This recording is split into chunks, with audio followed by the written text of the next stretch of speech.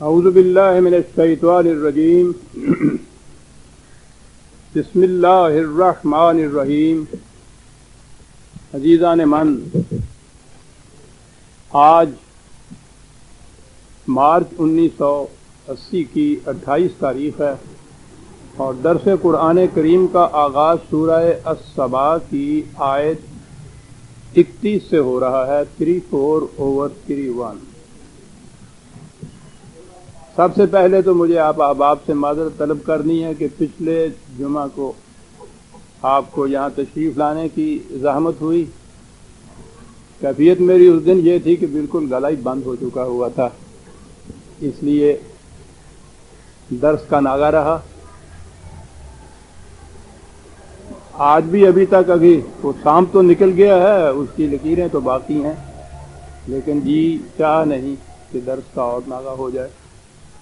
ایک ہی ناغے کا اثر ہے، تھے سامعین میں دیکھتا ہوں کہ تقریباً آدھی تعداد میں رہ گئے ہیں۔ وہ بھی ہمارے بس میں نہیں ہے، اخبار میں، وہ اخبار والوں کے بس میں ہے۔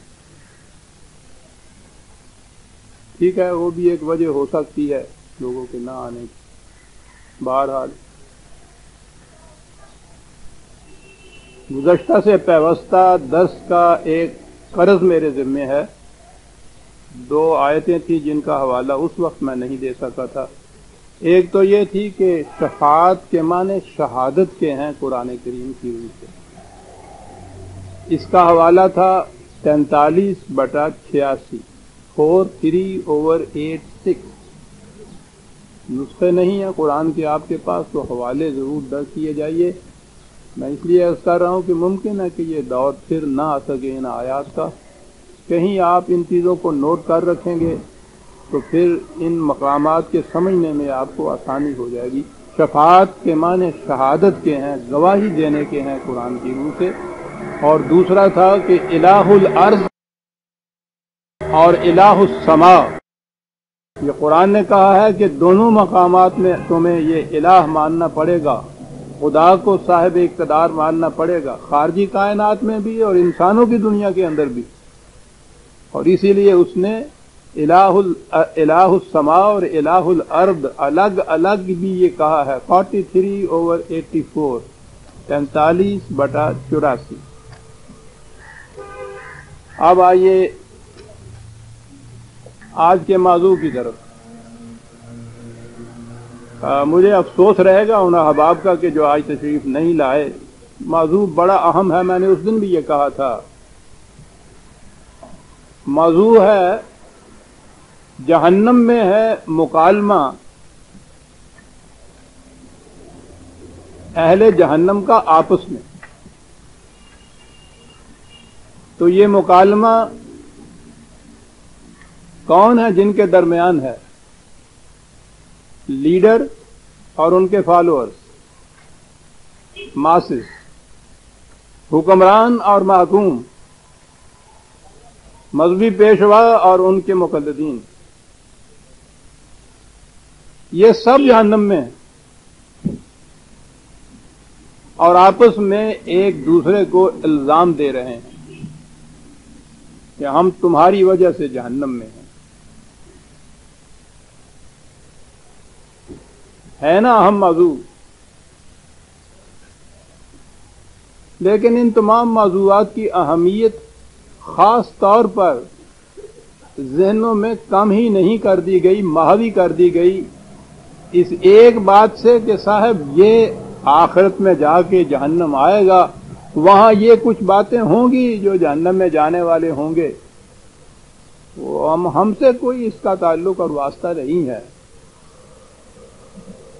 یہ کچھ انسانوں کی، میں فطرت تو نہیں کہا کرتا، انسانوں کے اندر یہ چیز ہے کہ جو بھی جزا یا سزا فوراً سامنے آ جائے اس کا تو اثر ہوتا ہے، اور جس میں تاخیر ہو جائے اس کا اثر کم ہو جاتا ہے۔ تو جسٹس ڈیلیڈ از جسٹس ڈینائیڈ جسے کہتے ہیں۔ عدل کرنے میں تاخیر ہو جائے تو اسے عدل کہا ہی نہیں جا سکتا، سمجھ لیجئے کہ وہ عدل ہے ہی نہیں۔ وہ اسی لیے کہ اس عدل کے نتیجے میں جو کچھ بھی ہونا ہے، اگر وہ جیسے کہ ہمارے ہاں ہوتا ہے 10 سال پہلے کبھی کسی نے قتل کر دیا، کسی کو چوری کر لی، 10 سال تک وہ بھول بھلا جاتے ہیں صاحب. وہ اگر اس وقت کے بعد پھانسی بھی پا جاتا ہے تو کسی کے ذہن میں بھی نہیں ہوتا کہ کسی نے کبھی قتل کیا تھا اور اس کو آج پھانسی ملی ہے. تو اس اعتبار سے یہ جو چیز ہے، میں بھی آگے چل کر عرض کروں گا کہ یہ خاص طور پر ذہنوں میں بٹھا دی گئی ہے کہ یہ یہاں کی دنیا کے معاملات نہیں ہیں، یہ آخرت کے معاملات ہیں. جنت بھی وہیں ہے، جہنم بھی وہیں ہے. آخرت کی جنت اور جہنم پر ہمارا ایمان ہے. وہاں کی زندگی جو ہے ایمان بالآخرت کے تابع ہے، اس کے بغیر تو کوئی شخص مسلمان ہی نہیں ہو سکتا. لیکن یہ ہے اصل چیز جو میں ابھی کہہ رہا ہوں. لیکن یہ جنت اور جہنم وہیں نہیں ہے، آخرت میں ہی نہیں ہے، اسی دنیا میں بھی ہے. لہذا یہ جو چیزیں جہنم وغیرہ کے متعلق یا جنت کے متعلق ہوں، وہاں کی باتیں تو قرآن کہتا ہے کہ ہم صرف تمثیلاً بیان کرتے ہیں. تمہارے شعور میں یہ آ ہی نہیں سکتا کہ فی الحقیقت وہ ہیں کس طرح کی. تو اس لیے یہ تو ہمارے شعور سے بھی بالا ہے کہ وہاں کے جہنم میں یہ لیڈرز اور ان کے عوام اور یہ حکمران اور یہ محکوم اور یہ آقا اور یہ غلام اور یہ مذہبی پیشوا اور ان کے مرید، ان کی آپس میں کیا باتیں ہوں گی.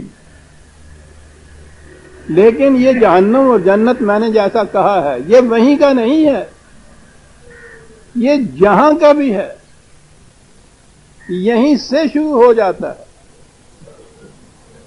تو قرآن کریم نے یہ جو تفصیلات بھی بتائی ہیں، آپ دیکھیں گے کہ وہ یہاں کے جہنم کے متعلق زیادہ قریب تر سمجھ میں آنے والی بات. ورنہ جیسا میں نے عرض کیا ہے، بات اگر یہاں کی زندگی کی نہ ہو، صرف وہیں کی زندگی کی ہو، تو وہ زیادہ اثر انگیز نہیں ہوتی. اور یہی وجہ ہے کہ یہ وہ جہنم کے عذاب وغیرہ سے بہت ڈراتے ہیں یہ واعظ ہمارے، لیکن وہ ڈر اتنے عرصے تک ہی رہتا ہے جتنے میں وہ واعظ کہہ رہا ہوتا ہے. اس وقت تک تو رو رہے ہوتے ہیں لوگ. جو ہی بات ختم ہوا، یہ باہر آئے، معاملہ ختم، کہ وہاں تو جہنم نظر نہیں آتا. اگر وہیں جہنم نظر آ رہا ہو تو سوال ہے کہ کوئی بھول گئے اس سے.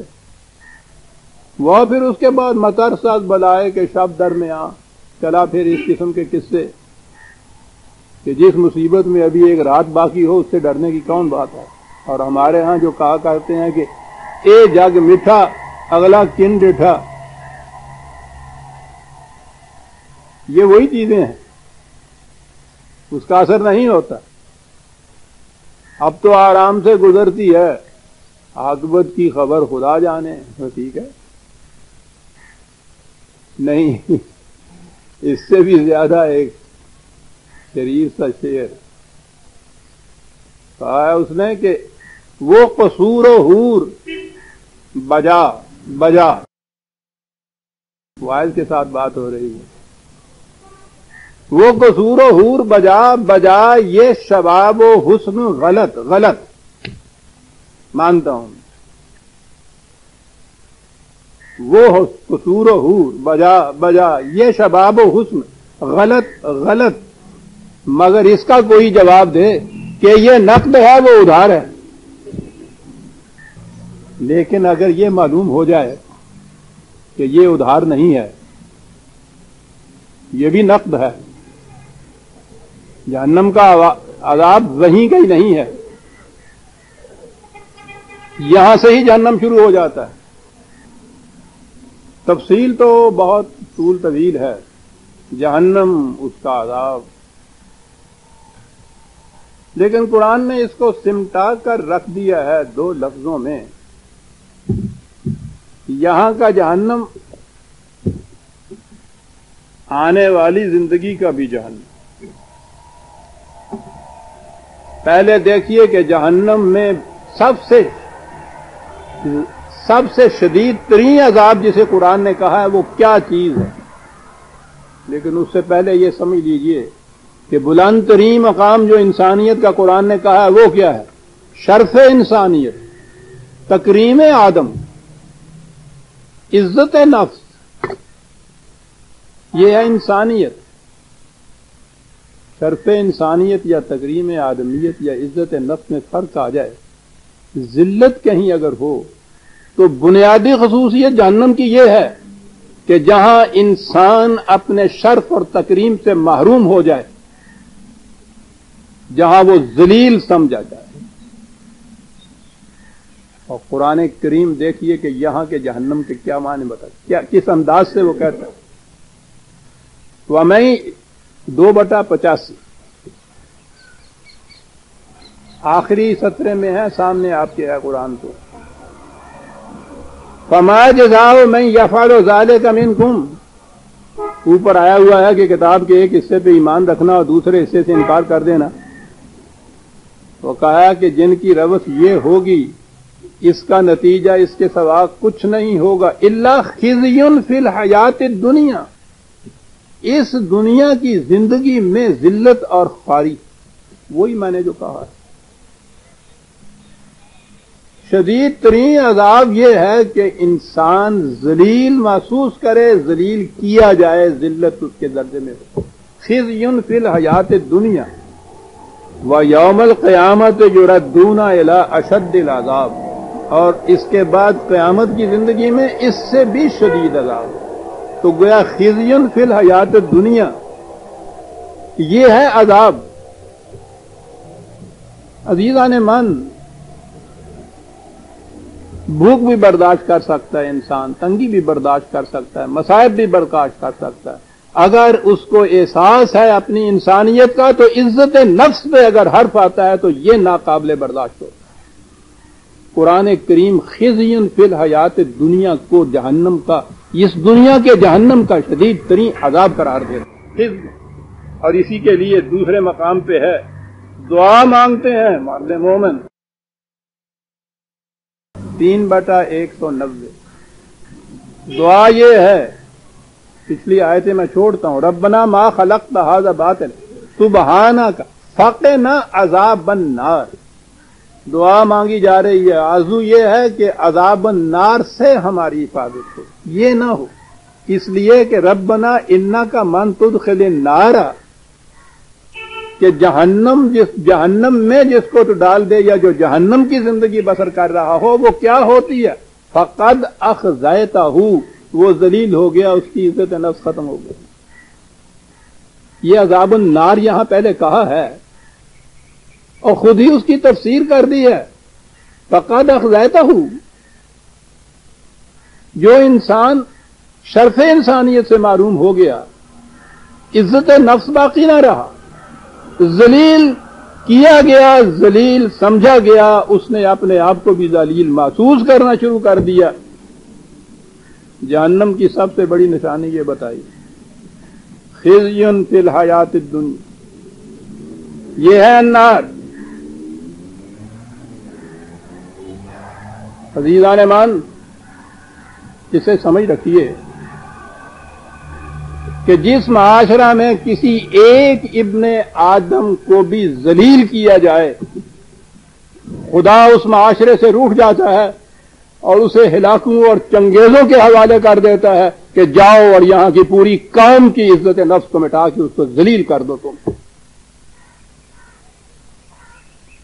خدا کا بسیرا اس معاشرے میں ہوتا ہے کہ جہاں کے گورنر کی زبان سے ایک دفعہ سہون ایک غیر مسلم ذمہ کے لیے نکل گیا تھا اخزیتہ، یہی لفظ خزیون، اخزیتہ کا، خدا تجھے ذلیل کرے. اس کے بعد جب احساس ہوا ہے تو کانپتے ہوئے روتے ہوئے آ گئے بارگاہ خلافت میں حضرت عمر کے پاس، استعفیٰ اپنا داخل کر دیا. تیرا سمجھایا بڑی قابل، بڑی دیانتدار گورنر تھا یہ صاحب نے کہ بابا کوئی بات نہیں، صاحب ہے، کیوں چھوڑتے ہو؟ کہنے لگے کہ صاحب کی بات نہیں ہے. جو شخص کسی ایک انسان کی عزت نفس پہ ہاتھ ڈالتا ہے، اس کی زبان سے ذلت کا لفظ نکلتا ہے، تم کہتے ہو گورنر، میرے نزدیک وہ انسان کہلانے کا بھی مستحق نہیں ہے. نہیں گئے گورنر کی واپس. اور یہ چیز تھی ہمارے ہاں کہا جاتا ہے کہ صاحب ملوکیت جو ہے اسلام میں حرام ہے، اور ملوکیت کے معنی ایک تو ٹھیک ہے وراثتی بادشاہت، یہی معنی نہیں ہے اس کے۔ کسی انسان کا کسی انسان کے محکوم ہو جانا یہ ملوکیت، یہی جہنم ہے۔ انسان کا محکوم ہونا کسی انسان کا، انسانیت کے تو معنی ہی مساوات انسانیہ ہے، تو جو مساوات میں ہیں، ایک جیسے شرف انسانیت کے مالک ہیں، ایک کا آقا دوسرے کا غلام، ایک کا حاکم دوسرے کا محکوم، یہ بن جانا یہ تو تخلیق انسانیت کے خلاف ہے۔ اور یہی چیز ہے کہ جسے قرآن نے ملوکیت قرار دیا ہے، بڑے نفیس الفاظ کے اندر وہ ہے سورہ نمل میں، بات تو ملکہ سبا کی زبان سے آئی ہے، بڑی عجیب بات ہے۔ قالت 27/34 قالت ان الملوک اذا دخلوا قریۃ افسدوها، اس نے کہا اپنے کیبنٹ کے مشیروں سے کہ یاد رکھو تمہیں ملوکیت کا پتہ نہیں کیا کیا کرتی ہے، جب بھی وہ کسی ملک میں آتی ہے تو الٹ پلٹ کر کے رکھ دیا کرتی ہے، یعنی وَجَعَلُوا أَعِزَّةَ أَهْلِهَا أَذِلَّةً، وہاں کے صاحب عزت لوگوں کو ذلیل کر دیا کرتی ہے، یہ ہے ملوکیت۔ یہ عزیزان من کچھ فارم آف گورنمنٹ کا سوال نہیں ہے کہ شکل کیا ہونی چاہیے اس کی، وراثتی بادشاہیت ہو، ڈکٹیٹرشپ ہے، آمریت ہے، جمہوریت ہے، پارلیمنٹری نظام ہے، پریزیڈنشل ہے، یہ کچھ نہیں ہے۔ بنیاد اس کی یہ ہے کہ کوئی بھی آپ کے ہاں شکل ہو، اگر اس میں انسان کی تکریم اور عزت بحیثیت انسان ہونے کے نہیں ہے، وہ ملوکیت ہے، اور وہ معاشرہ جہنم کا معاشرہ ہے۔ لقد کرمنا بنی آدم قرآن نے کہا، پورے نوع انسانی، ابن آدم، آدمی، انسان ہونے کی جہت سے ہم نے تمام انسانوں کو یکساں واجب التکریم پیدا کیا ہے۔ یہ تو اعلان جنگ ہے خدا کے خلاف، کسی انسان کو ذلیل سمجھنا، ذلیل کرنا، اس کو شرف تکریم انسانیت سے محروم کر دینا۔ خدا کہتا ہے کہ ہم نے اس کو ایسا پیدا کیا، وہ کہتا ہے کہ ہم اس کو الٹ کے رکھ دیں گے۔ سوچتے ہیں آپ کیا ہے یہ؟ اور جس معاشرے میں یہ کیفیت ہو، میں نے عرض کیا ہے کہ انسانیت کی تذلیل ہوتی ہو، وہاں وہی معاشرہ ہے جسے جہنمی معاشرہ کہا جاتا ہے۔ اور اس کے لیے آپ کو اتنی لمبی تاریخ جو ہے قیامت کی وہ نہیں اٹھا رکھنی چاہیے۔ میں آگے چل کے ابھی عرض کروں گا کہ ملوکیت اور مذہبی پیشوائیت کا گٹھ جوڑ ہوتا ہے۔ مذہبی پیشوائیت کا سب سے بڑا کامیاب حربہ یہ ہوتا ہے کہ جہنم اور اس کے عذاب کو قیامت تک اٹھا رکھے، یہاں کے جہنم کو سامنے آنے ہی نہ دے۔ آپ نے واعظ سنے ہوں گے، آپ نے خطبے سنے ہوں گے ان کے یہاں کے، آپ دیکھیں گے کہ یہ ہمیشہ قبر سے شروع کرتے ہیں عذاب، یعنی اس دنیا سے یوں ہی الگ ہوا اور عذاب شروع ہوا، یہاں نہیں، اور وہاں سے پھر لے جاتے ہیں قیامت تک کا جہنم۔ میں نے عرض کیا کہ قیامت اور آخرت کی زندگی تو ہمارا ایمان ہے، لیکن یہ اس دنیا کے اندر جو عذاب ہے، اس دنیا کا جو جہنم ہے، اس کا ذکر کبھی نہیں کریں گے۔ اس کا ذکر کریں گے تو وہ جو انسانیت شرف سے، عزت سے اور تکریم سے محروم ہو رہی ہے، اسے احساس پیدا ہو جائے گا کہ ہم تو جہنم میں ہیں۔ بات آئی ہوئی تو پھر سامنے آنی چاہیے۔ جہنم، میں نے عرض کیا ہے نا کہ یہ الفاظ ہی جو ہیں اس قوم کے، سامی النسل قوم کے، ان الفاظ کے اندر سارے معانی پوشیدہ ہیں۔ یہ جہنم کا لفظ کہاں سے آیا؟ یہ بنی اسرائیل جنہیں ہم کہتے ہیں، یہ اسلام سے پہلے بنی اسرائیل کی قوم تھی نا، جس کے ہاں یہ سارے انبیاء آتے تھے، عبرانی زبان تھی، اسی میں یہ سب کچھ ہوتا۔ یہ جو بیت المقدس وغیرہ کی ساری وادیاں ہیں، اس میں یہ بستے تھے، وہاں انہی کے ہاں یہ پہلے لفظ تھا، قرآن میں وہیں سے یہ آیا۔ بیت المقدس کے شمال میں ایک وادی تھی، جہنم ہے، جی ہنوم، اصل میں جی کے معنی وادی کے ہوتے. ہنوم کوئی تھا جس کی وادی کہلاتی تھی وہ جی ہنوم کی وادی. اس وادی میں ایک دیوتا تھا ملوک، نہایت خونخوار قسم کا قہرمانیت اور استبداد کا مجسمہ. آپ لوگوں نے تو کبھی دیکھا نہیں ہوگا شاید، ہندوؤں کی وہ دیوی جو ہوتی تھی بھیرو دیوی یا کالی ماتا، سارا منہ خون سے سرخ ہوتا تھا، زبان باہر نکلی ہوئی، آنکھیں خشمگین، 4 ہاتھ اور چاروں میں مختلف قسم کے اوزار پکڑے ہوئے، گلے میں انسانوں کی کھوپڑیوں کا ہار ڈالا ہوا. یہ ان کے مندر کے اندر یہ دیوتا یا دیوی ہوتی تھی جس کی پرستش ہوتی تھی. یہ اسی قسم کا وہاں ایک دیوتا تھا. اس دیوتے کے حضور انسانوں کو ذبح کیا جاتا تھا اور پھر ان کو جلا کے اس کی راکھ اس کے پیش کی جاتی تھی. اس دیوتے کے حضور میں بھیڑ چڑھائی جاتی تھی. تو جہنم ویسے وادی جہنم، تو جہنم اس معاشرے کا نام ہے کہ جس میں انسانیت ذبح کی جائے اور ان کی شرف و تکریم کو جلا کے دیوتاؤں کے بھیڑ چڑھا دیا جائے. دیوتا خواہ بادشاہ کی شکل میں، حکمران کی شکل میں ہو، پیشواؤں کی شکل کے اندر. یہ ہے جہنم عزیزان ایمان. اسی لیے قرآن کریم نے جو بتایا ہے یہ جہنم جس میں شرف انسانیت جو ہے اس کی سوختنی قربانی پیش کی جائے ارباب اقتدار کے حضور جن کو معبود بنا لیا جاتا ہے. اس لیے کہا اس نے کہ نار اللہ الموقدۃ التی تطلع علی الافئدہ. یہ تو وہ آگ ہے کہ جس کے شعلے دلوں کو لپیٹ لیا کرتے ہیں، دلوں کو. یہ جسموں کو جلانے والی بات نہیں ہوتی، دلوں کو اس کے شعلے لپیٹتے.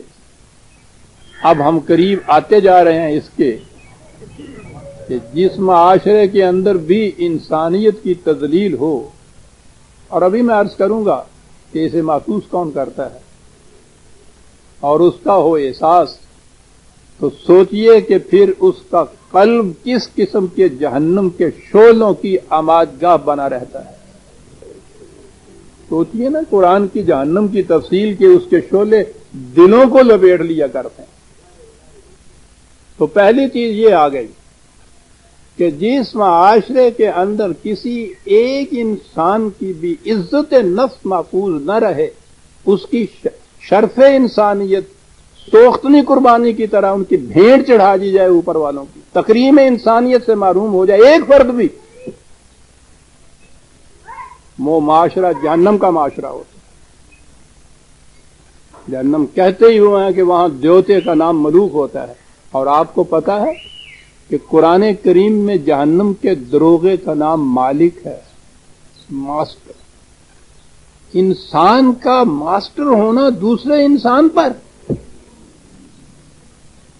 میں نے عرض کیا ہے نا کہ یہ چیزیں کہ صاحب ملوکیت کا قرآن اسلام میں ملوکیت نہیں ہے صاحب. ملوکیت کے معنی بس کر دیے کہ وہ وراثتی حکومت جو بادشاہت ہے وہ نہیں ہے.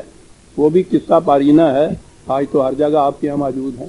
بہرحال اتنے کا نام ملوکیت یہ نہیں ہے. ملوکیت جہنم کے دروغے کا نام مالک ہے، وہاں سے ملوکیت ہے. انسانوں کا انسانوں کے غلام ہونا، محکوم ہونا، ان کے تابع فرمان ہونا، یہ ہے جہنم. اس کے دروغے کا نام مالک ہے. جہاں بھی کوئی انسان دوسرے انسان کا مالک ہو جائے جہنم ہے. خزین فی الحیات الدنیا، میں نے عرض کیا ہے کہ وہ تو جہنم کی پہلی نشانی بتاتا ہے ذلیل ہو جانا، ذلیل ہو جانا. اب قرآن بتاتا ہے کہ آؤ تمہیں بتائیں قومیں پہلے قوموں کے مقابلے میں کیسے ذلیل ہوتی. زندگی ارتقائی منازل طے کر کے آگے بڑھنے اور اوپر بلند ہونے کا نام ہے. اسے ذہن میں رکھیں. مختلف قومیں اس دنیا میں اس مسافے حیات میں ایک ریس ہوتی ہے لگی ہوئی آگے بڑھنے کی. پیچھے رہ جانے والے. اس مساف زندگی میں پیچھے رہ جانے والی قومیں، میں نے عرض کیا ہے نا کہ میں نمایاں خد و خال آپ کو بتا رہا ہوں جہنم کے قرآن کی روح سے. پہلی چیز تو یہ سوچ لی آپ نے کہ جس معاشرے کے اندر بھی کسی ایک فرد کی بھی عزت نفس محسوس نہ رہے، ذلت ہو جائے، جہنم.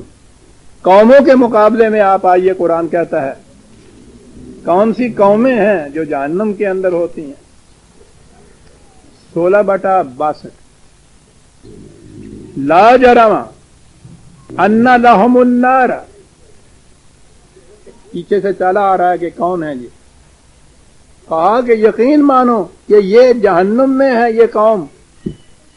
کون ہے یہ قوم؟ وَأَنَّهُمْ مُفْرَطُونَ، وہ قوم کہ دوسری قومیں جن سے آگے چلی گئیں اور یہ پیچھے رہ گئے. اللہ اکبر.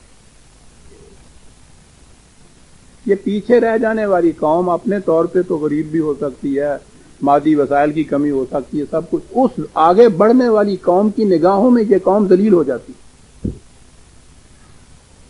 کوئی ایسی قوم کو عزت کی نگاہ سے نہیں دیکھتا. یہ آگے بڑھ جانا جو ہے، میں نے عرض کیا ہے کہ قرآن نے بتایا ہے کہ پیچھے رہ جانے والی قوم جو ہے وہ جہنم میں. جنت کے متعلق ساتھ ہی ساتھ اگر تقابل میں زیادہ بات بہتر سمجھ میں آتی ہے، السابقون السابقون قرآن نے یہ کہا ہے. اہل جنت کی نشانی یہ ہے کہ مسافہ حیات میں وہ تمام قوموں سے آگے جانے والی قوم ہوگی.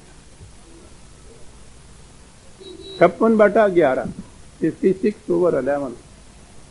دوسری جگہ ہے فَلْيَتَنَافَسُونَ الْمُتَنَافِسُونَ. اہل جنت کی نشانی یہ ہے، منافست کے معنی ہوتا ہے کہ جب بھی کوئی اس کے مقابل میں آئے اسے چھوڑ کے بہت آگے چلی جائے. وَأَنْتُمُ الْأَعْلَوْنَ. اہل جنت وہ ہیں کہ تمام کے اوپر وہ بلند ترین مقام کے اوپر وہ ہوں گے. قرآن نے آگے آئے گی اسی آیت میں ایسی صورت میں غالباً آیا ہے. غرفتاً کی مثال دی ہے. عجیب عجیب الفاظ ہیں اس قوم کے بھی، قرآن کا انتخاب بھی. غرفہ ایسی ندی کہ جس میں پانی کی افراد، اس میں رفتار کی تیزی، بلندیوں کی طرف بھی چلی جائے تو رکے نہیں. اہل جنت کی نشانیاں بتا رہا ہے قرآن. جہنم کے تو میں نے ابھی بتا دیے. وادی نوم کہ جس میں انسان کو ذبح کر کے اس کی انسانیت کو جلا کر راکھ کی ڈھیر مالک کے سامنے پیش کی جاتی. آگے بڑھنے کے مقابلے میں قرآن میں دوسرا لفظ جہیم آیا ہے. جہیم کے معنی یہ رک جانا کہیں. جو کہیں بھی رک گیا، باقی قومیں آگے چلی گئیں، جہنم میں ہے. زندگی تو جوئے رواں، اس کی روانی ختم ہوئی، یہ ندی سے جوہر بن جاتی ہے. اور جب یہ جوہر بنتی ہے، پانی تو وہی ہوتا ہے، اس کی روانی صرف ختم ہوتی ہے نا. آہستہ آہستہ پانی میں وہ سڑان پیدا ہوتی ہے کہ بو فساد کی آتی ہے بند پانی میں. یہ جہیم ہے. رک جانا زندگی میں کسی ایک مقام کے اوپر، رک جانے کا نام ہی پیچھے رہ جانا ہے، کیونکہ باقی قومیں جو ہیں وہ تو آگے بڑھ رہی ہوتی. میں نے عرض کیا تھا کہ مذہبی پیشوائیت کی تکنیک یہ ہوتی ہے، یہ تو اعلی کار ہوتے ہیں نا ملوکیت کے، کہ قوم کو اس بات میں پختہ تر کر دیا جائے کہ یہ یہاں جہنم جنت نہیں ہے. اصل میں یہ جہنم جو ہے یہ وہیں جا کر آئے گی. اور میں نے یہ عرض کیا کہ قرآن نے جو یہ بتایا ہے خزی فی الحیات الدنیا یوم القیامت یردون، اس نے دو جہنمیں یہیں بتا دی ہیں. اس دنیا کی زندگی میں ذلت و خواری کی زندگی، اور اگلی دنیا میں پھر جو یہاں کا ذلیل ہے وہاں کا مقرب نہیں ہو سکتا، وہ وہاں کا بھی ذلیل ہے. اور یہ جو چیز ہے کہ میں نے عرض کیا ہے کہ وہیں کی جہنم نہیں ہے، یہاں کی جہنم بھی ہے. قرآن واضح کیے چلا جاتا ہے. 29/54 29/54 بڑے خوبصورت الفاظ ہیں. یستعجلونک بالعذاب یہ لوگ کہتے ہیں کہ وہ کہاں ہے وہ جہنم، کہاں ہے وہ عذاب، کہاں ہے وہ سزا جس کی تم دھمکیاں دیتے چلے آتے تھے اور جس کو کہتے تھے یہ. کہا کہ ان سے کون بتایا کہ محرم نہیں ہے، تو ہی نوار آئے نوا ہائے راز کا. وَإِنَّ جَهَنَّمَ لَمَحِيطٌ بِالْكَافِرِينَ جہنم تو ان کو چاروں طرف سے گھیرے ہوئے ہے. یستعجلونک بالعذاب جلدی مچاتے ہیں کہ لاؤ کہاں ہے، ان کے کہو کہ ارے تم پوچھتے ہو کہ کہاں ہے. وَإِنَّ جَهَنَّمَ لَمُحِيطٌ بِالْكَافِرِينَ انکار کرتے ہو اس سے، وہ تو چاروں طرف سے محیط ہے تمہارے اوپر. تو عزیزان من جس جہنم کے متعلق کہا ہے کہ یہاں تمہیں گھیرے ہوئے ہیں چاروں طرف سے، وہ جہنم وہی ہوگی جو قیامت میں آئے گی. وہاں وہ تو آئے گی. محیط بالکافرین. یہ تھا 29/54. دوسری جگہ اور ہے وہ اس سے بھی زیادہ خوبصورت الفاظ ہے. واہ 82/16 کہا یہ گھیرے ہوئے تو ہے چاروں طرف سے، پھر انہیں نظر نہیں آتی. ٹھیک ہے. وَمَا هُمْ عَنْهَا بِغَائِبِينَ انہیں وہ نظر نہیں. ابھی میں عرض کروں گا کہ وہ بھی نظر آ جاتی ہے. انہیں وہ نظر نہیں آتی، یہ اس کی نگاہوں سے غائب نہیں ہے.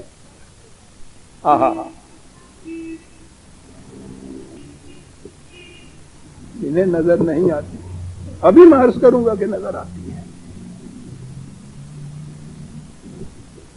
وہی کہنے والا جو ہمارے دور کا تھا. اس اعتبار سے تو ہم کچھ بخت کیا تھے، ہم تو وہی محروم کے محروم رہے. بہت بات کہہ گیا. سخن سے نامہ اور میزاں دراز تر گفتی. وائس سے کہہ رہا ہے کہ میں نے سنا ہے آواز تمہاری. قیامت، میزان، نامہ اعمال، جنت، بڑے لمبے چوڑے واز تم نے وہاں کے کر دیے. ہزار حیف نہ بینی قیامت موجود. او اندھے اس قیامت موجود کو بھی تو دیکھ لے. اور زیادہ حسین الفاظ میں ہے.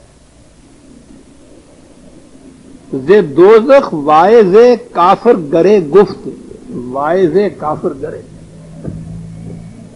واعظ جس کا کام ہی کافر بنانا ہے دوسروں کو. دوزخ کے متعلق بڑی لمبی چوڑی داستان بیان کر رہا تھا، اور بڑی دل پذیر اور بڑی دلچسپ اور بڑی دل نشیں تھی. حدیث خوش طراز وے کافر گفت. وہیں کہیں ایک کافر بھی کھڑا تھا، اس نے ایک بات کہی اور اس سے کہیں زیادہ دل پذیر تھی جو اس نے بات کہی. اس نے کہا نداند این غلام احوال خدرا. غلام کے لفظ نے بات ساری واضح کر دی. یہ غلام وہاں کے جہنم کی باتیں کر رہا ہے، اپنی طرف دیکھ ہی نہیں رہا کہ دوزخ را مقام دیگرے گفت. یہ اندھا یہ غلام جو دوزخ کو دوسروں کا مقام بتا رہا ہے، اس کو اپنے احوال کا پتہ ہی نہیں کہ دوزخ را مقام دیگرے گفت. کیا خوبصورت بات ہے. یہ دوزخ واعظ کافر گرے گفت. حدیث خوش طراز وے کافر گفت. اور وہ خوش طراز وے یہ تھی کہ ندان دی غلام احوال خدرا کے دوزخ را مقام دیگرے گفت. معاف رکھیے، میں نے کہا تھا نا جو سام کی لکیریں باقی ہیں، یہ سام زندہ بھی ہو جاتا ہے. وہ خراش ہے ابھی. بہرحال کیا معلوم ہے کہ یہ تھے انیس جمع ہے احباب درد دل کہہ لے. ریزا نے مان یہ تو میرا درد دل ہو. سنیے میں کہاں آ رہا ہوں اور کیا کہہ رہا ہوں، وہ کیوں میں نے اس کو اپنا درد دل کہا ہے. ابھی کہا ہے کہ جہنم تو چاروں طرف سے گھیرے ہوئے، تم نہیں دیکھ رہے، وہ تو تمہیں دیکھ رہی ہے. اور اس کے بعد ہے 79/36 کہا یہ نہیں کہ وہ ہر ایک کی نگاہوں سے پھر یہاں پنہا ہی رہے گی، پوشیدہ ہی رہے گی۔ وَبُرِّزَتِ الْجَحِیمُ لِمَن یَرَىٰ، جو آنکھیں کھول کے دیکھے گا جہنم ابھار کے سامنے لے آئیں گے، اس کے ہم ابھری ہوئی نظر آ جائے گی۔ لِمَن یَرَىٰ قرآن ہے عزیزان مان، قرآن دیدہ بیمہ جو ہے، جس کا احساس بالکل مردہ ہی نہیں ہو گیا، وہ تو اپنی آنکھوں سے اس جہنم کے شعلوں کو دیکھ رہا ہوتا ہے۔ جس کے ذہن میں ابھی شرف انسانیت و تکریم آدمیت کی کچھ اہمیت باقی ہے اور وہ اس کو ذبح ہوتا ہوا دیکھ رہا ہوتا ہے، اس کے سامنے تو جہنم کے شعلے لپک لپک کے آ رہے ہوتے ہیں۔ لمن یراؤ برزت، کیا الفاظ ہیں، میں کیا کیا عرض کروں عزیزان مان، ایک ایک لفظ پہ جان فدا کرنے کو جی چاہتا ہے۔ مستطر اور بارز ہمارے یہاں گرامر ہے۔ چھپی ہوئی چیز یہ نہیں ہوتا کہ موجود نہیں ہوتی، موجود ہوتی ہے، ہماری نگاہوں سے چھپی ہوتی ہے۔ اس کا تو وجود اس وقت بھی ہوتا ہے جب تم نہیں دیکھ رہے ہوتے، بارز ہو جاتی ہے، نمودار ہو جاتی ہے تمہاری آنکھوں کے سامنے۔ جس کی آنکھوں کے سامنے، جو اپنی آنکھوں کو کھول لیتا ہے، جہنم تو نمودار ہو جاتی ہے اس کے سامنے۔ کیسا خوبصورت لفظ ہے کہ کچھ ڈیفیکلٹی نہیں زیادہ ہوتی اس کو، اس کے دیکھنے میں۔ دیکھ رہے ہوتے ہیں عزیزان من جہنم کو وہ جو دیکھ نہیں رہے ہوتے، جن کو احساس ہی جن کا مٹ چکا ہوتا ہے شرف انسانیت کا، ان کو اس کا احساس ہی نہیں ہوتا کہ یہ جہنم ہے، اس میں نکلنا نہیں چاہیے، اب تو آرام سے گزرتی ہے۔ وہ اس نشے میں مست، ان کو اس نشے میں مست رکھا جاتا ہے کہ جہنم ان کے سامنے نمودار ہو کے آنا ہی نہ پائے، لیکن جن کے سامنے وہ آ جاتی ہے ان کی کیفیت ملاحظہ فرماؤ عزیزان من۔ کلما ارادوا ان یخرجوا منها 22/22 کلما ارادوا ان یخرجوا منها من غم، اس قدر ذیق نفس ہوتا ہے ان کو، اس قدر غمآلود ہوتی ہے ان کی زندگی، اس قدر اضطراب انگیز ہوتا ہے قلب ان کا کہ وہ بار بار چاہتے ہیں کہ اس جہنم سے کسی طرح سے باہر نکل جائے۔ وہ عیدو فیہا دھکے دے کے اس میں ڈال دیا جاتا ہے کہ تم نکل نہیں سکتے اس سے۔ جسے احساس نہیں ہے اس کا عزیزان مان، پھر بھی میں کہوں چلو مزے میں رہا۔ وقود الناس والحجارہ، اس نے کہا ہے کہ یہ انسان نہیں، یہ تو پتھر ہوتے ہیں، جہنم کا ایندھن تو یہ بھی ہوتے ہیں، پتھر ہوتے ہیں، احساس تو نہیں ہوتا۔ جن کے سامنے جہنم نمودار ہو کے آ جاتا ہے، جو آنکھ کو کھول کے اس کو دیکھ رہے ہوتے ہیں، ان کی تڑپ و خلش کی کیفیت یہ ہوتی ہے کہ وہ بار بار کوشش کرتے ہیں کہ وہاں سے نکل جائے، نکل نہیں سکتے۔ من غم دیکھا آپ نے کہ وہ جو آگ کے شعلے ہیں ان کو کس لفظ سے تعبیر کیا گیا ہے؟ غم۔ اعیدوا فیہا، نکل نہیں سکتے۔ وما ہم بخارجین من النار، نکل نہیں سکتے۔ ذوقوا عذاب الحریق، یہ عذاب یہ شرف انسانیت کو جلا دینے والا ہے، اسی کے اندر رہو، تڑپو۔ قرآن نے یہ کہا ہے لا یموت فیہا ولا یحییٰ، یہ وہ لوگ ہیں کہ وہاں ان کو نہ موت آتی ہے نہ زندگی نصیب ہوتی، موت بھی نہیں آتی۔ دوسرے مقام پہ ہے کہ چاروں طرف سے دیکھتا ہے موت آ رہی ہے، وما ہم بمیتون، لیکن مرتا نہیں۔ میں نے چاہا تھا کہ اندوہ وفا سے چھوٹوں، وہ ستم گر میرے مرنے پہ بھی راضی نہ ہوا۔ موت بھی تو وہاں نہیں آتی۔ صاحب احساس جو جہنم کے اندر ہے اس کو موت کیسے آ سکتی؟ تڑپتے ہی زندگی گزر جاتی ہے عزیزان اللہ۔ اور یہاں سے یہ کہنے کے بعد کہ یہ جہنم یہیں کا ہے جہاں کی باتیں ہو رہی ہیں، ہم آگے آج کے درس کے اوپر۔ وقال الذین کفروا لن نؤمن بہذا القرآن ولا بالذی بین یدیہ، یہ وہ ہیں جو خدا کے قانون مکافات عمل کے اوپر یقین نہیں رکھتے، جن کو جہنم نظر نہیں آتا۔ وَلَوْ تَرَىٰ إِذَا الظَّالِمُونَ مَوْقُوفُونَ عِندَ رَبِّهِمْ يَرْجِعُ بَعْضُهُمْ إِلَىٰ بَعْضٍ الْقَوْلَ۔ کہا ہے مخاطب، ایک کاش، کیا انداز ہے، ایک کاش تو اس منظر کو کہیں دیکھ سکتا کہ یہ جو لیڈر ہیں اور ان کے متبع فالوورز ہیں، یہ حاکم ہیں، یہ محکوم ہیں، یہ آقا ہیں، یہ غلام ہیں، یہ مذہبی پیشوا ہیں، یہ ان کے مرید ہیں، سب کے سب جہنم میں، اور احساس ہو جائے کہ یہ جہنم ہے، تو پھر وہ آپس میں باتیں کس قسم کی کریں گے؟ ایک کاش تو اس منظر کو کہیں دیکھ پاتا ہے نا جاذب توجہ موضوع، کہ سنیں کہ یہ آپس میں باتیں کیا کریں۔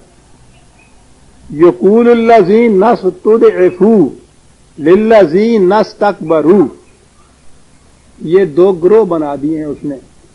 اب عجیب ہے یہ الفاظ استدعا، کہ جنہوں نے اقتدار اور قوت حاصل کر لی، وہ تو تھے ہی نہیں جیسے انسان،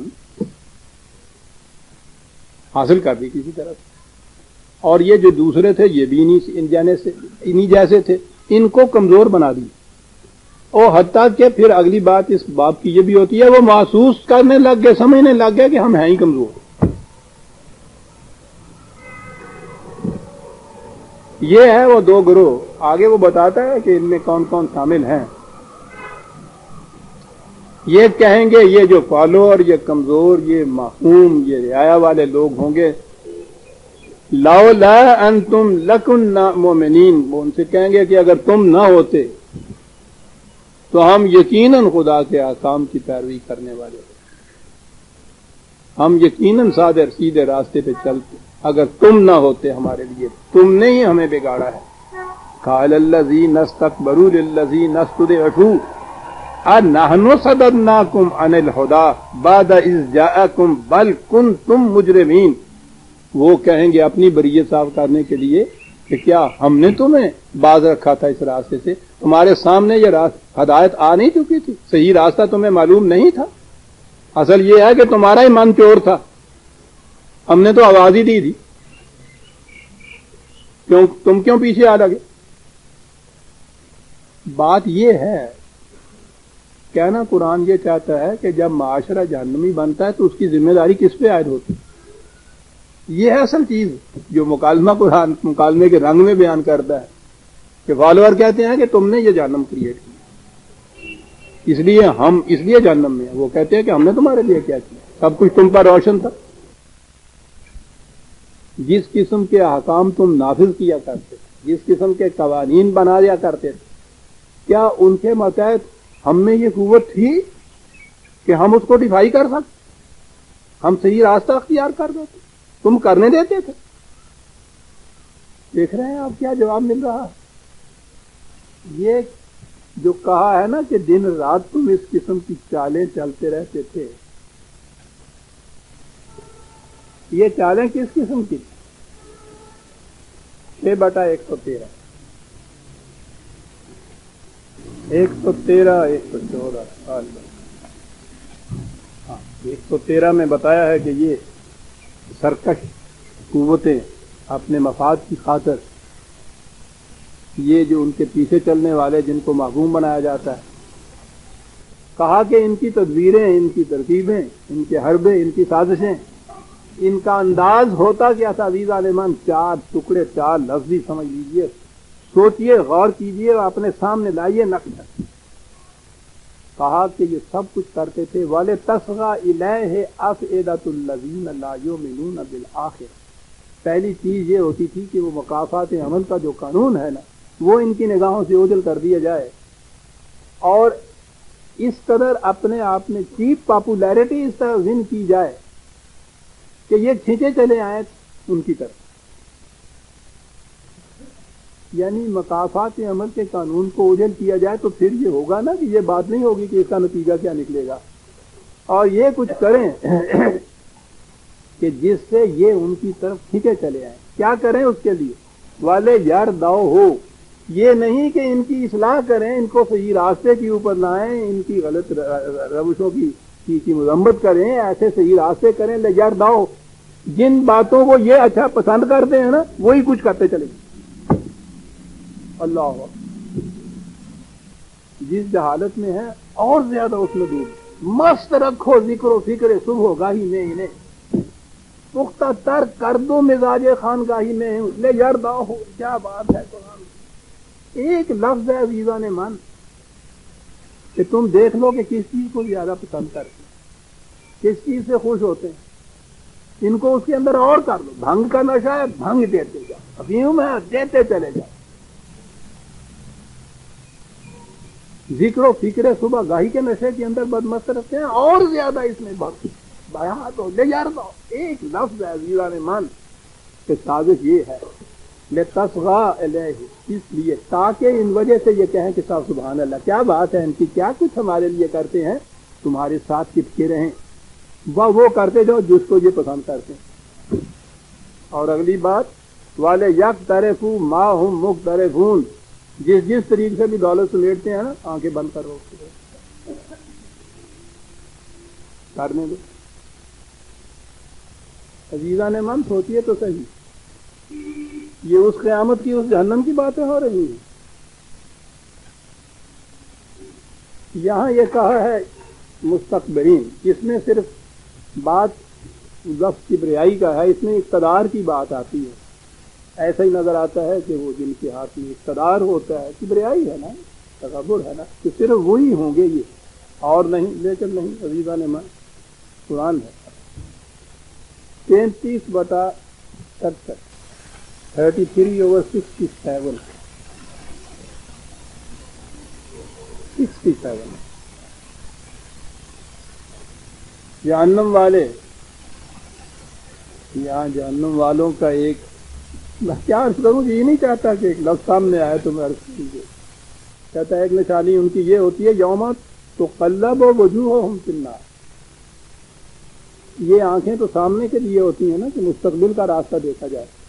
ان کی کیفیت ہوتی ہے کہ ان کا منہ الٹیا ہوا ہوتا ہے، آنکھیں پیچھے کی طرف گدی میں جا لگتی ہیں. مستقبل تاریک ہوتا ہے، ماضی ان کا روشن نظر آتا ہے. اور اسی لیے کہا ہے کہ مفرطون ہوتے ہیں. باقی قوم میں کہیں آگے چلی جاتی ہیں، یہ پیچھے رہ جاتے ہیں، کھڑے ہوتے ہیں. انہوں نے تو درختہ اپنا ماضی دیکھا ہوتا ہے، مستقبل تو ان کا تاریک ہوتا ہے. یہ کون ہے؟ قالو ربنا انا اطعنا سادتنا وکبرانا فاضلونا السبیل. دو اس میں سیادت والے، یہ مذہبی پیشوا، یہ کبرانا یہ اقتدار والے لوگ، ہم نے تو ان کی ہدایت. فاضلونا السبیل، تیری طرف آنے والے راستے سے انہوں نے گمراہ کر دیا. دونوں اس کے اندر قرآن لے آیا. یہ سعادتنا جو تھے یہ کس طرح سے گمراہ کرتے رہے، کیا پٹی پڑھاتے رہے. 43/23 45/23 وَكَذَلِكَ مَا أَرْسَلْنَا مِن قَبْلِكَ فِي قَرْيَةٍ مِّن نَذِيرٍ إِلَّا قَالَ مُتْرَفُوهَا. یہ جو ہے ان کے لیے ٹرم، ان کے اس کے لیے ہے مترفین، دوسروں کی کمائی پر خوشحالی کی زندگی بسر کرنے والے. دوسروں کی کمائی پر دونوں طبقے اس میں یہاں گنائے تھے نا، سعادتنا و کبرانا، مذہبی پیشوائیت بھی اور باب اقتدار بھی. مترفوہا، یہاں وہ ذکر آتا ہے مذہبی پیشوائیت کا کہ یہ کس طرح سے روکے رکھتے تھے. میں نے کہا تھا نا کہ اہل جہنم کی آنکھیں پیچھے کی طرف لگی ہوئی. مذہبی پیشوائیت کرتی یہ ہے، پڑھاتی رہتی ہے ان کو یہ انا وجدنا آباءنا علی امۃ وانا علی آثارہم مقتدون. ہم نے اپنے اسلاف کو جس راستے پہ چلتے ہوئے دیکھا، ہم اسی پہ چلتے چلے جائیں گے. ماضی کی طرف اس سے آگے نہیں بڑھ سکتے، اس سے انحراف نہیں بڑھ سکتے. یہ نہیں سوچ سکتے کہ آج کے تقاضے کیا کہتے ہیں، یہ نہیں سوچ سکتے کہ ان کے متعلق پرکھ کے دیکھ لیں کہ وہ واقعی صحیح راستے پہ چل رہے تھے یا نہیں. یہ اس کے اوپر لگے رہتے، اسلاف کا راستہ، سلف صالحین کا راستہ. قرآن کہتا ہے یہ ان کو اس میں مگن رکھتے اور مترف ہوا خود نہیں کمائی کرتے. یہ ہیں دو طبقے جو ان عوام کو جہنم کے اندر رکھتے ہیں، آگے نہیں بڑھنے دیتے، جمود طاری ہو جاتا ہے، عقل و فکر کے دیے بجھ جاتے ہیں اس قوم کے، یہ بجھاتے رہتے ہیں پھونکے مار مار کے کہ کہیں جل لینا کوئی پائے، اور یہ ہے جس جہنم کے اندر اس قوم کو رکھا جاتا ہے۔ میں نے ابھی عرض کیا تھا، اس کا جواب انہوں نے یہ دیا تھا، بلکہ جواب تو یوں ہی سامنے آ جاتا ہے قرآن کی روح سے۔ عوام اپنے آپ کو بری ذمہ سمجھتے کہ ہمارا قصور نہیں ہے، انہی بڑوں نے ہمیں یہ سب کچھ کیا ہے۔ قرآن کریم بتاتا یہ ہے، 35/27 ہے، وہی ساری باتیں آ رہی ہیں ان میں بھی کہ وہ اسی دائیں بائیں سے آتے تھے اور برگلاتے تھے ان کو، اور وہ ان سے کہتے تھے کہ تم نے ہمیں تباہ کیا جو ہم تمہارے پیچھے لگے، اور وہ جواب دیں گے۔ میں نے عرض کیا کہ ان کا جواب کیا ہے؟ قرآن تو جو بتاتا ہے کہ حالات یہ ہیں، قالوا بل لم تکونوا مؤمنین، کہیں گے تمہارا اپنا ایمان کمزور تھا اس لیے تم سے بات۔ عزیزان ایمان، کوئی بات ہے؟ ایمان محکم ہو اگر اس کا، کوئی انسان دوسرے انسان کو اپنے سامنے جھکا ہی نہیں سکتا۔ انسان، کوئی کتا اپنے دوسرے کتے کے سامنے نہیں جھکتا۔ یہ ہے قرآن نے جو بتا دیا کہ کیوں انسان ایک دوسرے کو دے رہے ہیں، تمہارا اپنا ہی ایمان کمزور اس لیے یہ سب کچھ۔ لیکن اس کے باوجود وہ اس کو بھی نظر انداز نہیں کرتا کہ یہ جو کارواں سالار ہوتا ہے کارواں کا، اس سے بڑا ڈیپینڈ کرتا ہے، وہ لے جاتا ہے کہاں لے جاتا ہے؟ عزیزان ایمان دیکھیے تو 14/28 سورہ ابراہیم کی آیت، الم تر الی الذین بدلوا نعمت اللہ کفرا، تم نے اس قوم کی حالت پہ بھی نگاہ ڈالی ہے کہ خدا نے اس قدر نعمتیں ان کو بلا مزد و معاوضہ عطا کی اور انہوں نے اس کی ناسپاس گزاری کی۔ اس طرح سے کیا ہوا؟ ایک کارواں تھا، لدا پھندا ہوا چلا آ رہا تھا، وَأَحَلُّوا قَوْمَهُمْ دَارَ الْبَوَارِ، کارواں سالار اس اپنے قافلے کو اس منڈی میں جا کے اس نے اتارا دے دیا جہاں اس جن سے کاسد کا کوئی خریدار نہیں تھا، جہاں اس کی کوئی قیمت نہیں تھی، اس منڈی میں اتار دیا اس کارواں سالار۔ انہوں نے اس کارواں کو وہاں اتار دیا جہاں تباہی کے سوا کچھ نہیں تھا، اس جن سے کاسد کو کوئی خریدار ہی نہیں تھا۔ کون سا مقام ہے؟ جہنم۔ جہنم، قوموں کے بازار بے و شرا کے اندر جس جن سے کاسد کا کوئی خریدار نہ رہے، وہ کام جہنم کے اندر۔ کہا ان کے کارواں سالاروں نے انہیں اس مقام میں آ کے اتار دیا۔ تو اس لیے قرآن کہتا ہے کہ یہ وجہ ہے کہ یہ ایک دوسرے کو الزام دینے کی بات نہیں ہے۔ اس وقت یہ سب کے سب جہنم میں ہوتے، جہنم کے شعلوں میں گرفتار ہوتے، یہ اوپر کا طبقہ بھی نیچے کا طبقہ بھی، اقتدار والے بھی محکوم بھی، مذہبی پیشوائیے بھی ان کے مقتدار، سارے کے سارے وَبَرَزُوا لِلَّهِ جَمِيعًا، تمام کے تمام نکھر کر سامنے آ جائیں گے۔ فَقَالَ الضُّعَفَاءُ لِلَّذِينَ اسْتَكْبَرُوا إِنَّا كُنَّا لَكُمْ تَبَعًا، یہ 14/21 ہے، لکھ لیجیے۔ وہ کہیں گے پیچھے چلنے والے ان کو کہ ہم تو تمہارے پیچھے چلتے رہے تھے، ہمارا جرم یہی تھا۔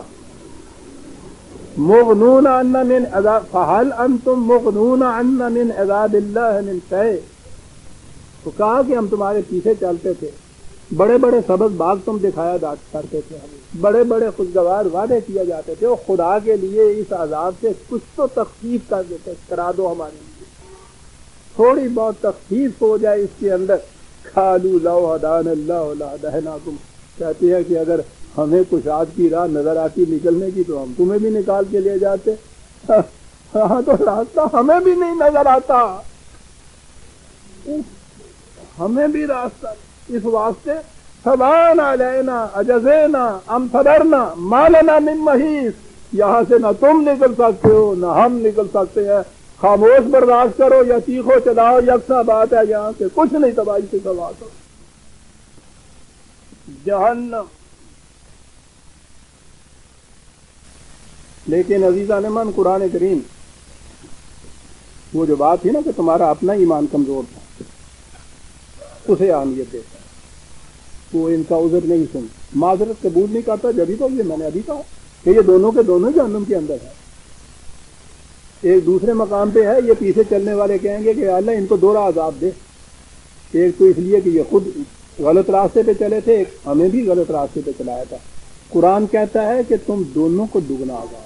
ان کے لیے تو تم نے بتا دیا نا کیوں دگنا، اور تمہارے لیے اس لیے کہ یہ جو اس قدر سرکشیاں برتتے تھے، استبداد کرتے تھے، یہ تو تمہارے جیسے انسان تھے. ان کے پاس اپنی قوت کیا تھی؟ انہیں تو قوت تم نے وہاں پہنچائی تھی، اس لیے ان کے جرم میں تم بھی برابر کے شریک ہو. دونوں کو دو عذاب بچتا ہے.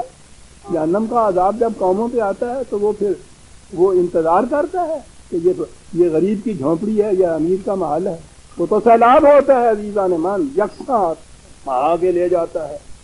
اسی لیے قرآن کریم نے یہ جو عوام ہیں جن کو ہم کہتے ہیں جماعت مومنین، ان کو زیادہ ذمہ دار قرار دیا. انہوں نے کہا ہے کہ تم اگر محکومی اور غلامی پہ رضامند ہو جاتے ہو، اس کی وجہ سے ان کی ہمتیں، ان کے حوصلے دراز ہو جاتے ہیں. ان کا استبداد ان کے اپنے بازو کا پیدا کردہ نہیں ہوتا. وہ جو تم تقویت ان کو بہم پہنچاتے ہو، یہ اس کی وجہ سے ہوتا ہے. محکوم کے متعلق عزیزان من ابھی فرصت ہوگی تو بتاؤں گا کہ اقبال نے کس انداز سے یہ بات کہی. اقبال کا انداز ہی یہی تھا. وہ پیغام ہی یہ دیتا تھا کہ انسان کو انسان کی غلامی اور محکومی سے چھڑا کر خدا کا عبد بنا دیا جائے. یہی قرآن کا پیغام ہے، یہی شرف انسانیت ہے. اس لیے اس نے بار بار یہ چیز قوم کو یہ بتانے کے لیے کہ اپنا عذر ان کے سر پہ نہ دھرو، یہ کچھ نہیں ہے. یہ خدا تا سجداش کر دی. خدا اس کی خدائی جب تک تم اس کے سامنے سجدہ کیے رہو یہ خدا ہوتا ہے. کیوں؟ یہ کہ اندر قیام آئی فناس، تم سجدے سے اس کے کھڑے ہو جاؤ، یہ ختم ہو جاتا ہے. یہ تو برف کے بت ہوتے ہیں، سورج نہیں چڑھتا تو یہ نظر آتے ہیں، ذرا اس کی سوائیں ان سے پڑنے دیجیے خود پگھل کے پانی ہو جاتے ہیں. ان کی ذاتی قوت کیا ہوتی؟ یہ تمہارے جیسے انسان ہوتے ہیں. اسی لیے قرآن نے بھی یہ عبد محکوم جو ہیں ان کو زیادہ ذمہ دار قرار دیا ہے. اقبال نے بھی یہی کچھ کہا ہے. دو چار چیزیں تو سن لیجیے عزیزان من جاتے جاتے.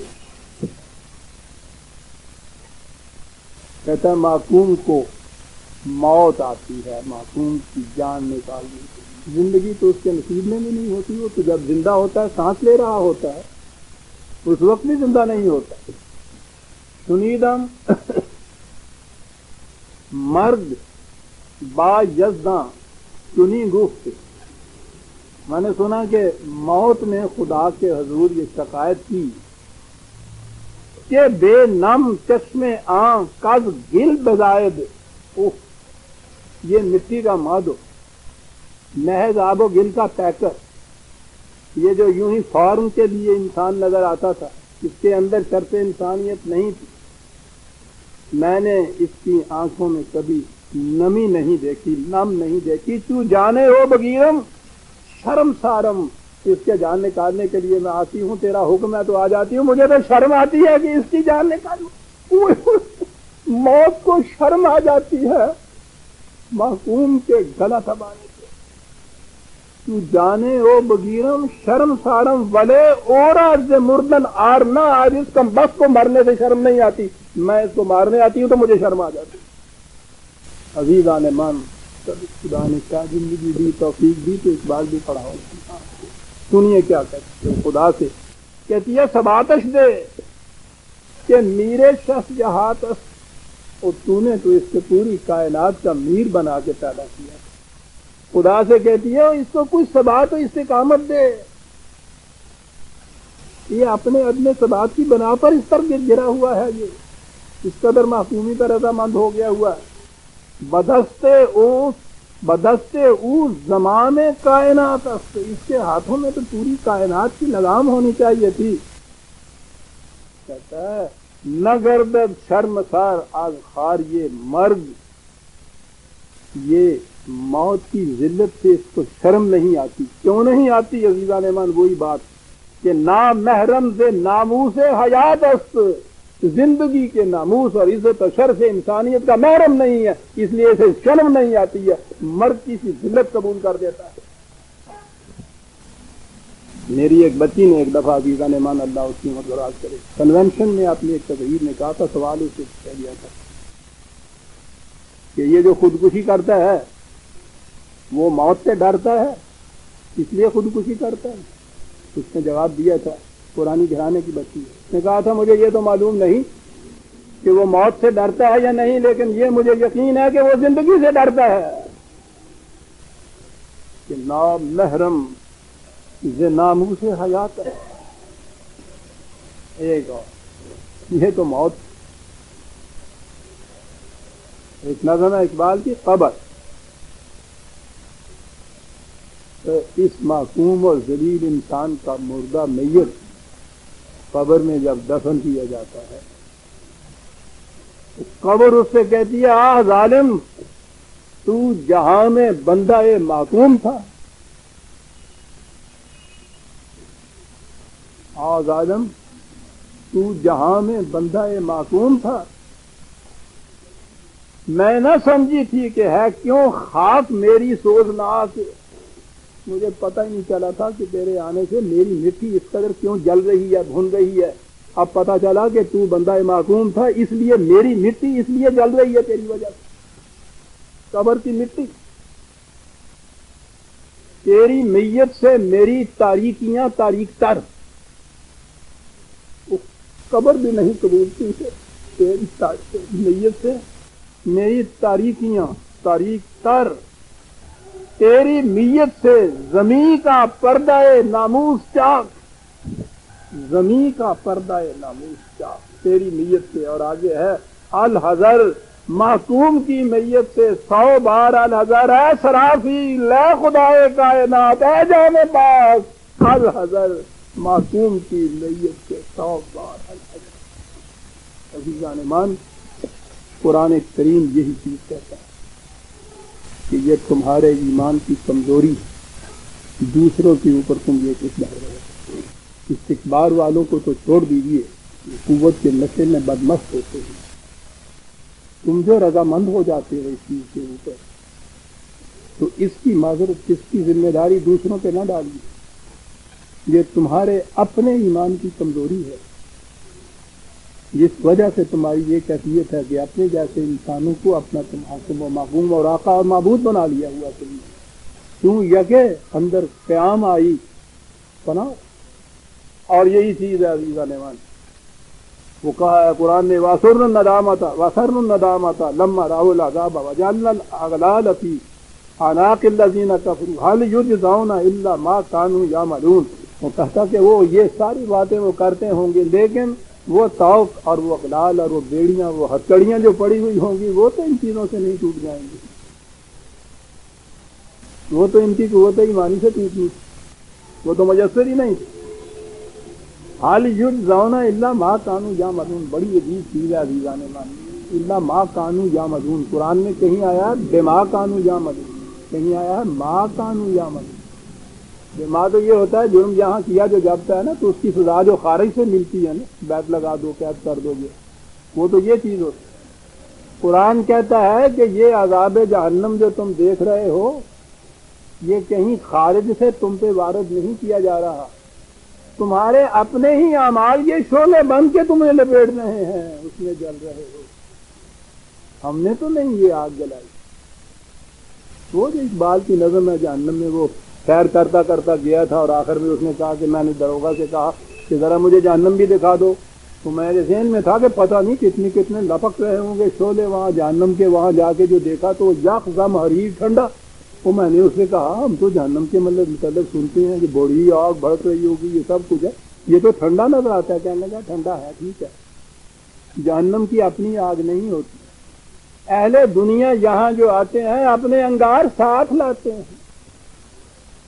عزیزان ایمان، یہ ہے وہ قرآن کریم میں جو جہنم میں عوام اور لیڈر، حکام اور محکوم، آقا اور غلام، مذہبی پیشوائی اور ان کے مقتدا، ان کے جو مکالمات قرآن نے بیان کیے ہیں، یہ ہیں جو میں نے آج آپ سے پیش کی. 2 باتیں یاد رکھیں. خزیًا فی الحیات الدنیا، شرف انسانیت سے محروم جہنم.